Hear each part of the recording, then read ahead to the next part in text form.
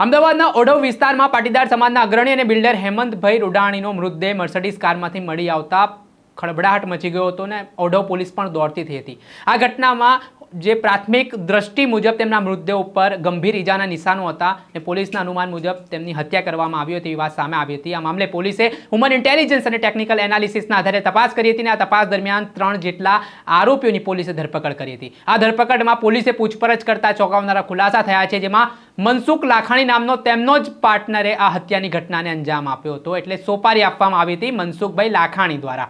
તેમણે આરોપીઓને કહ્યું કે હું તમને 50,000 રૂપિયા આપું છું, તમે તમારી દિવાળી સુધરી જશે તમે જો હેમંતભાઈ રૂડાણીની હત્યા કરશો તો। અને આ ઘટના બાદ આખું પ્લાનિંગ કરવામાં આવે છે, કાવતરું કરવામાં આવે છે અને હિંમતભાઈ રૂડાણીની હત્યા કરી દેવામાં આવે છે। આ મામલે શું કહી રહ્યા છે અમદાવાદના એસીપી કૃણાલ દેસાઈ તે વધુ એક આરોપીની ધરપકડ કરી છે। કોણ છે આરોપી, એનો મુખ્ય રોલ શું છે, ક્યાંથી ધરપકડ કરવામાં આવી અને શું એના અનુસાર પુરાવા મળી આવ્યા છે કે આ પ્રકારના પુરાવા એકત્ર કરશું।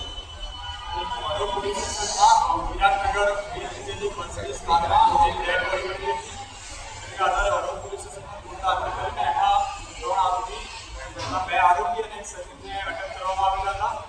ત્યારબાદ જે આરોપી પકડવામાં આવેલા હતા તે લોકોની વધુ પૂછપરછ દરમિયાન એ લોકો જાણવા મળ્યું કે મર્ડર કરવા માટે જે મનસુખભાઈ લાખાણી છે, મનસુખભાઈ લાખાણી દ્વારા એ લોકોને કહેવામાં આવ્યું હતું, જેના આધારે મનસુખભાઈ લાખાણીને આજે અરેસ્ટ કરવામાં આવેલી છે। આમાંથી જે એક આરોપી છે, એક આરોપી રાહુલ છે, એ અગાઉ મનસુખભાઈ ત્યાં સિક્યુરિટી કામ કરતો હતો, જેના કારણે મનસુખભાઈએ રાહુલને આ બાબતે જાણ કરીને હુમલો કરવા ગયો। હત્યા માટેની સોપારી શું આપવાના હતા, બંનેના જવાબમાં શું સામે આવ્યું? અગાઉ કેટલાક સમય પહેલા મનસુખભાઈએ જે એક આરોપી છે, આરોપીને 50,000 રૂપિયા આપેલા હતા અને 50,000 રૂપિયા આપીને એવું કહ્યું હતું કે તું એમને હાથ પર તોડી નાખ, પણ એ દરમિયાન એને આ કામ કરેલું ન હતું। ત્યારબાદ મનસુખભાઈ ફરી જણાવ્યું કે આ કામ તે કર્યું કે ના કર્યું, ત્યારબાદ આને હત્યાનો પ્લાન કર્યો। શું સાહેબ સોપારી શું નક્કી થઈ ગઈ આપવા માટે? આપવા માટે અને જે હાલ આરોપીની પૂછપરછ કરતા આરોપી એવું જણાવે છે કે કામ થઈ ગયા બાદ અમને 1 કરોડ રૂપિયા આપવાના હતા અને એ બાબતે હજુ વધુ વિગત ચાલુ છે કે ખરેખર એ લોકો વચ્ચે શું વાતચીત થઈ કે શું ખાલી રૂપિયા બીજી કોઈ વસ્તુ આપવાના? હાલમાં એવું પૂછપરછમાં કહે છે કે અમને રોકડા રૂપિયા તેમજ મકાનની લાલચ આપો।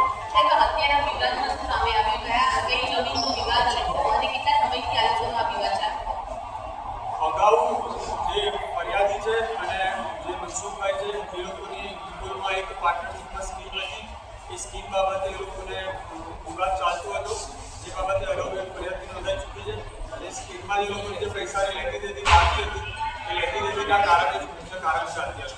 સાહેબ હત્યા કર્યા પછી આરોપીઓ શું કર્યું મનસુખભાઈ સાથે વાતચીતમાં? મનસુખભાઈમાં આરોપી દાખલ થઈ ગયા છે કયા મનસુખભાઈની વિરુદ્ધમાં કોઈ ગુના અત્યારે દાખલ થયા નથી, ફરિયાદી તપાસ ચાલુ છે। જે સીઆઈડી ક્રાઇમમાં એક ફરિયાદ કરી છે, મનસુખભાઈના છોકરાને ગુનો દાખલ કરવામાં આવ્યો। સાહેબ મનસુખભાઈ સાથે અને હત્યા કરનાર આરોપીઓ સાથે ચેટ શું મળી આવ્યું છે, હત્યા કર્યા પછી ફોટા પણ મોકલવામાં આવે, આ આખી વાતનું તથ્ય શું છે? જે પણ અમને મોબાઈલ મળેલા છે, જે પણ આરોપીને તમામ મોબાઈલમાં એકાઉન્ટમાં મોકલશું। હત્યા થઈ ગયા બાદ એમાંથી એક આરોપીએ મનસુખભાઈને આના ફોટા મોકલી આપેલા હતા, પરંતુ તે ચેટ છે મનસુખભાઈના મોબાઈલમાંથી મળી નથી ને બાબતે અમે એફએસએલમાં મોકલી આપીશું। સાહેબ શું હવે આગળની તપાસ અને કેવા પ્રકારના પુરાવા એકત્ર કરી? હાલમાં આ લોકોએ અગાઉનો જે વિવાદ ચાલતો હતો ત્યાંથી લઈને આ લોકો આરોપીને ક્યાં મળ્યા હતા, ક્યાં નક્કી થયું હતું, આ લોકો કોઈ રેકી કરેલી છે કે ત્યારબાદ બનાવ બન્યા બાદ આ લોકો ક્યાં ક્યાં પડ્યા હતા અને અત્યારે ક્યાં છુપાડ્યું છે, તમામ બાબતની તપાસ કરવામાં આવશે। એફએસએલને ટેકનિકલ સ્કૂલને આ તમામ પુરાવા ભેગા કરવામાં આવશે। મનસુખભાઈ લઈને શું તપાસ કરીશું? મનસુખભાઈની હાલમાં પૂછપરછ ચાલુ છે અને એ લોકોએ આવું કારણ શું હતું, આ લોકોને ક્યાં મળ્યા હતા, ક્યાં સોપારી આપી હતી, એ તમામ બાબતની પૂછપરછ કરવામાં આવશે। એ લોકોને જે પાર્ટનરશિપમાં સ્કીમ હતી એ સ્કીમ બન્યાના થોડા બાદ બંને વિવાદ થયેલા હતા, ત્યારબાદ એ લોકો એક ફરિયાદ પણ નોંધાઈ હતી, એ લોકો વચ્ચે ક્યારેક સમાધાનની પણ વાતો થઈ હતી। ત્યારબાદ અગાઉ મારામારીની વાત થઈ હતી, મારામારીની વાત થઈ નથી, જેના કારણે કેટલાક દિવસ પહેલા આ રીતની વાત થઈ છે। મનસુખભાઈના દીકરાનું નામ શું છે અને આમાં એનો કોઈ રોલ આવે છે નથી આવતો અત્યાર સુધીમાં? મનસુખભાઈના દીકરાનું નામ વિજય લાખાણી છે અને હાલ સુધીની અમારી જે તપાસ છે મનસુખભાઈનો રોલ આવ્યો છે અને મનસુખભાઈને અટક કરેલા છે। સર આ સ્કીમનો વિવાદ હતો, સ્કીમ ક્યાં આવી રહી છે? સ્કીમ છે નિકોલ વિસ્તારમાં આવેલી છે। કેટલા પૈસાનો વિવાદ? જે એમની સ્કીમનું જે મિલકત હતી 25 કરોડની હતી, પણ જે અગાઉ ફરિયાદ દાખલ થઈ હતી તેમાં